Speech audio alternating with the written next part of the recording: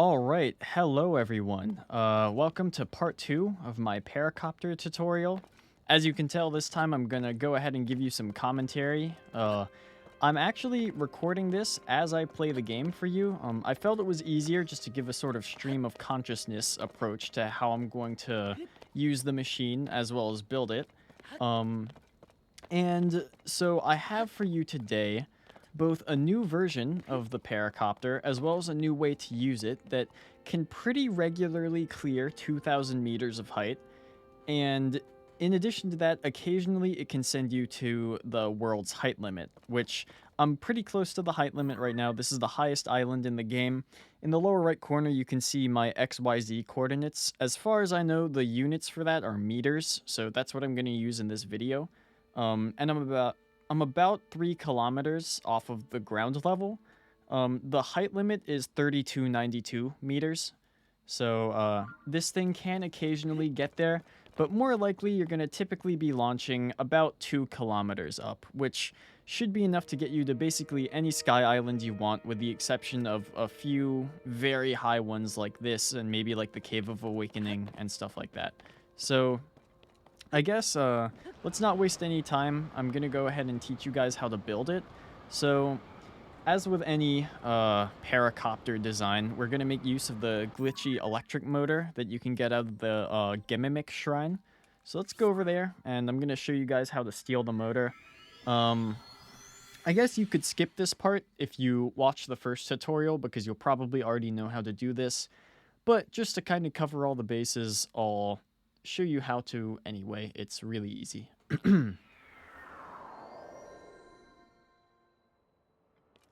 All right, gonna make our way into the shrine here. That's fine.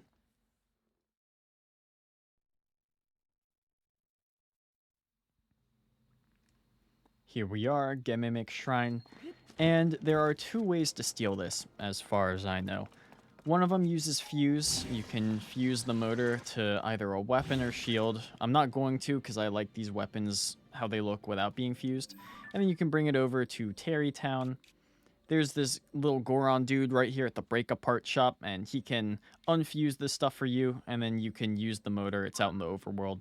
But it's kind of not convenient to do that, because your motor will be stuck in Terrytown, and you'd have to manually bring it to wherever you want to launch. So the easier way is to use auto build, and as you can tell, we're not allowed to use auto build inside of a shrine. However, auto build does remember when you construct stuff inside of shrines. So I'm going to take any item. I use a zonite because I have a lot of them. And I'm just going to glue it to the side of the motor there. I like to glue it to the side because oftentimes I'm connecting other stuff to the top and bottom of it, but the side is generally pretty free. And you can collect your item again afterwards. That should be all well and fine. So after that, let me find a good place to build this machine.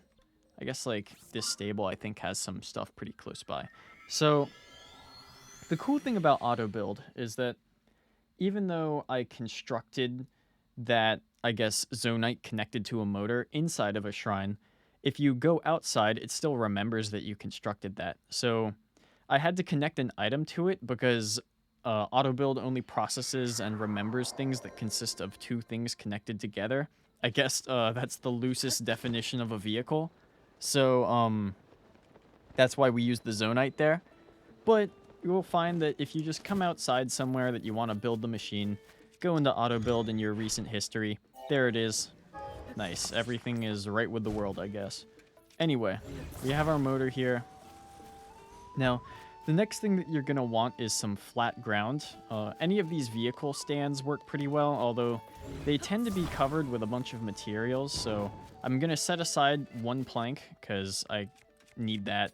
And I'm just going to clear the rest of it out of here. That's fine. Oh, there's still some stuff left. Hold on. Okay. There we go. All right. So we're going to need this flat ground here to build the machine itself. So we already have the motor out. Let's go ahead and grab the plank. Oh, we have the other one still here too. Anyway, we'll grab a plank, pull it in, and connect the center of the rotor to the plank. And you can see it's nicely centered here. pretty easy to do. The game helps you with this. And then we can get rid of the item that you connected earlier. So there's the first half of the machine. For the second half, and this is going to be the new design that I've gotten better consistency with. The one thing about this new design is that it doesn't get up to speed quite as fast. So if you want to, I guess if you're really in a hurry, if you're speed running or something, the old design is better at accelerating up to speed.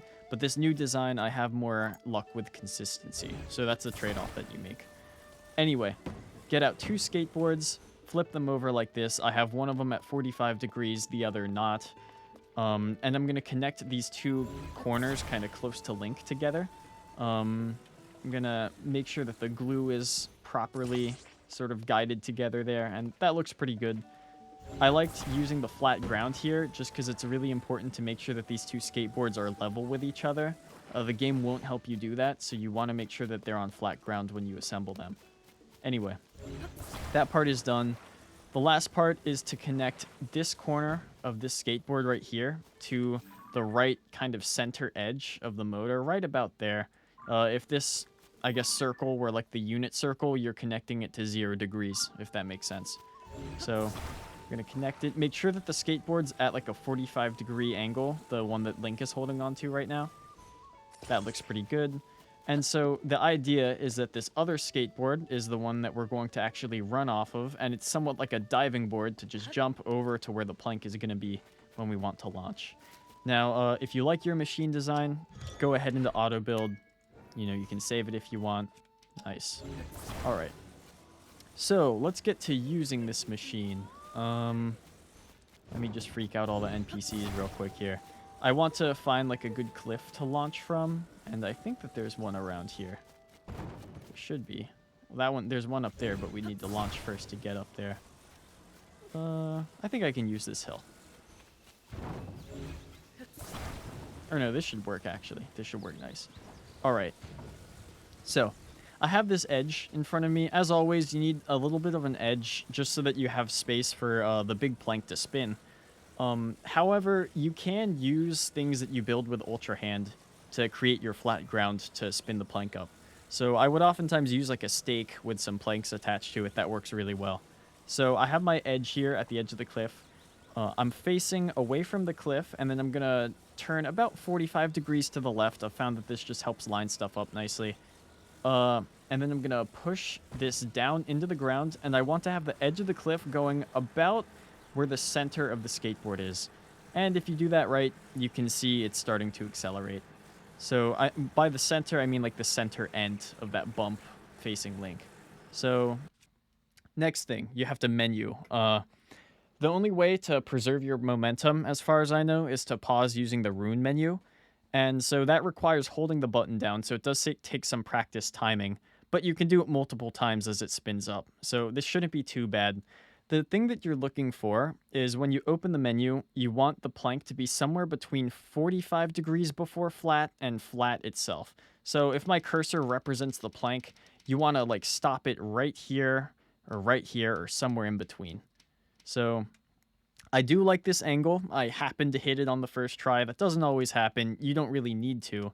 I do like this angle, so I'm going to go ahead and switch to recall. I'm going to recall it. And right after I recall it, I'm going to run Link up to about right here on this skateboard, a little bit past the center of it.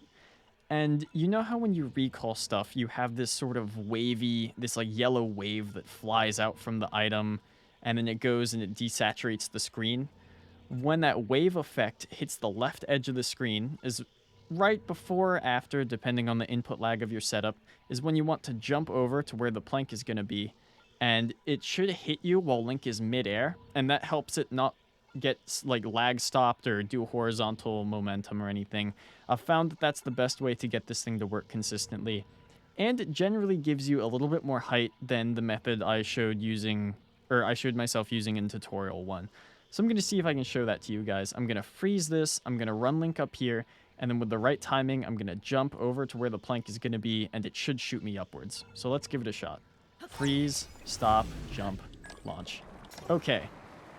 Here we are. We're in the sky now, and we are going pretty fast. As you can see, that's enough to clear any, like, sky maze. Wasn't quite enough to get to the Great Sky Island, but I find this easier to time when I'm not also trying to talk. We're about 1,200 meters up, so eventually, with enough practice, this thing can pretty consistently clear 2 kilometers, as I said at the start of the video, and it has the potential to send you to the height limit of the map. Here, let's start over by, like, where the Belgoron is.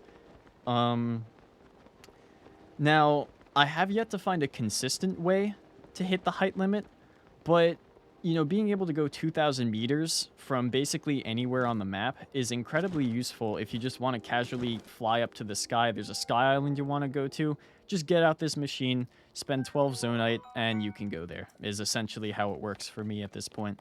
So, just going to auto-build a new one here. 12 zonite, pretty cheap. And you can design a 9 zonite version of this. It's just a little harder to use, so I like using the 12 zonite version.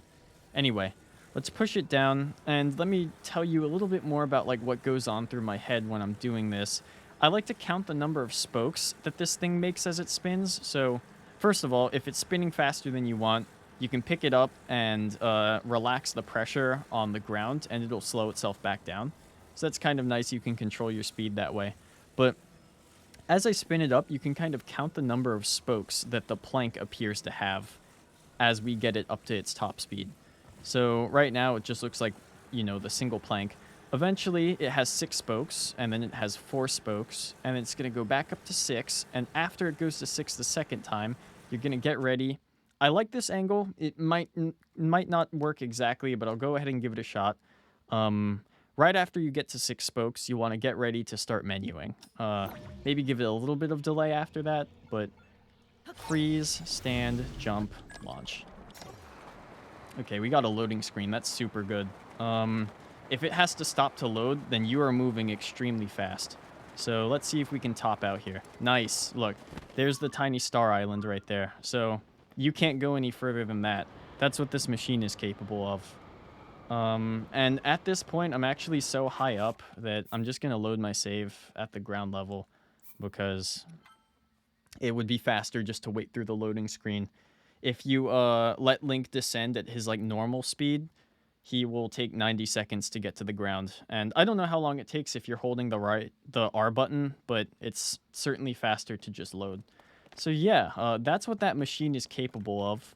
I'd like to demonstrate it a couple more times for you, just to demonstrate some consistency and I guess get any other thoughts on the table that I feel like I want to express. So another thing that can happen when you're trying to accelerate it is that the terrain likes to push it away from Link. I always hold the D-pad down button at the start of the pressure. You don't need to hold it the whole time, but just to kind of bring it back to Link, just to, you know, minimize your distance that you have to run. Let's see here. Getting back up to speed.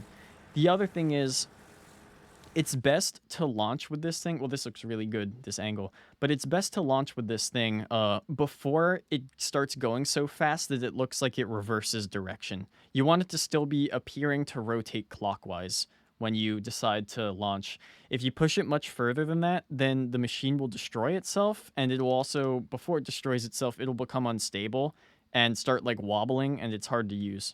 So you want to kind of be decisive about when you're going to freeze it. So let's go. Freeze, wait, jump, launch. All right. Loading screen. Oh, we almost bonked our head there. Yeah, let's see if we can hit it twice in a row. You can't go any further. So yeah, there you go. That's the new Paracopter. That's what it's capable of. I'd still like to... Let's do 3 more launches, just so I can show you guys everything. So yeah, I'm actually... I've had some pretty good luck during this recording. I don't typically go all the way to the height limit. It usually sends me up to about 2,000 meters, as I said before. And of course you need some practice. I'd say it's about as hard to learn this as it was to learn maybe how to fight Guardians or how to wind bomb or something like that. It's not frame perfect, far from it. It's not extremely position dependent either. It's just more of a kind of generalized technique, which is kind of nice just for casual players. you have a decent angular range that should work. There we go. Wait, jump, launch. Okay. Wow, we're going fast again. All right. So yeah, it's not terribly difficult to get pretty good at this, and that one wasn't quite as high. More modest, about 1,500, maybe 1,400 meters. But you know, if we wanted to go up to this sky island, we just made it there in like 10 seconds. So pretty fast and nice way to get around. I guess while I'm falling, I should mention I'm running the Switch version of this. I'm not emulating or anything.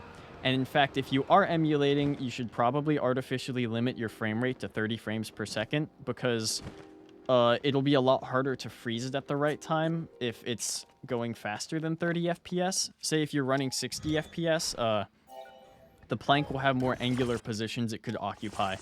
And so it'll be harder to freeze it at the right time.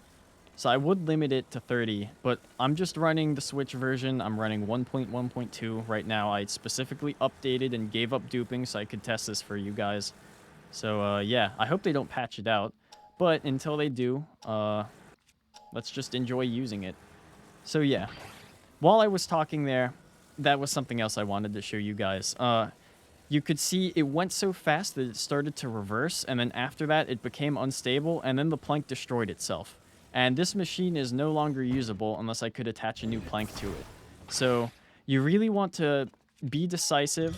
Don't let it get going so fast that it appears to visually turn around, because once you're at that point, you're kind of at the end of this thing's life, and you're going to destroy it if you keep pushing it too hard.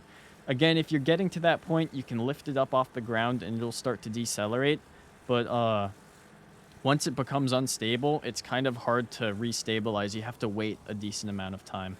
So it's best to just get the hang of, you know, not being too greedy with your speed, giving it the time it needs, but not anything more. Okay, so yeah. See, it's become unstable there. Give it the time that it needs to accelerate, but don't push it too hard. Okay, we're back up, getting back up to speed. I like that. Should work okay. Jump. Yeah. Give it the time it needs, but nothing more than that. And you should be able to, even without going at the maximum speed for this thing, hit the height limit every now and then. So yeah, there's I guess the second part of the tutorial. Please let me know if this works for you. The other thing is I'd be willing to live stream some research with this thing at some point if you guys would like to see that. I've never streamed before, but I did kind of enjoy this sort of live commentary type video because it's way easier to edit and it's kind of fun just sort of talking to you guys. So let me know what you think about this. If you have any more suggestions, I encourage you to write a comment or something. And yeah, thanks for watching. It's about all I have for now. I'll let you guys know if there's a part 3 or something.